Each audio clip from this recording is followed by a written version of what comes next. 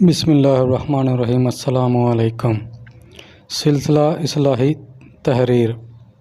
ایک مشہور ڈاکو کچھ نیک لوگوں کی صحبت اور تبلیغ کی وجہ سے ڈاکے مارنے سے باز آ گیا۔ پھر ایک وقت ایسا آیا کہ بے روزگاری اور غربت کی وجہ سے گھر میں نوبت فاقوں تک آن پہنچی، تو وہ ایک دن ایک بڑے مزار پر گیا اور دن دہاڑے وہاں چھت پر لٹکا انتہائی قیمتی فانوس اتار لایا۔ مزار پر بیٹھے مجاور اسے پہلے سے جانتے تھے کہ یہ شخص بہت جرأت مند اور جنگجو ہے، اس لیے اسے کچھ کہنے یا مزاحمت کرنے کی جرأت نہ کر سکے۔ ڈاکو نے وہ فانوس 1886 میں تقریباً 40,000 کا بیچا۔ مجاوروں نے کورٹ میں کیس دائر کیا۔ جج صاحب نے ڈاکو کو عدالت میں طلب کیا۔ یہ واقعہ حیدرآباد سندھ کے ایک مشہور مزار کا ہے۔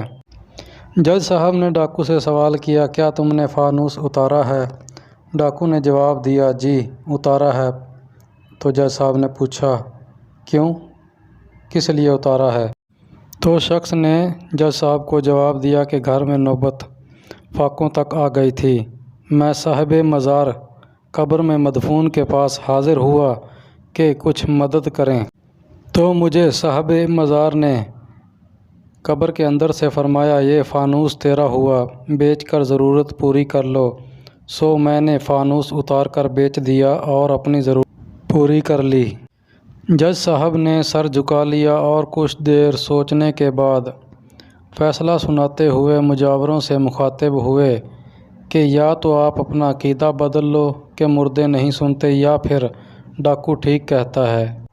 یہ واقعہ بالکل سچا تھا، کوئی بھی اسے میری من گھڑت کہانی نہ سمجھے اور نہ ہی کوئی اسے فرقہ واریت کا نام دے کر مجھے برا بھلا کہے۔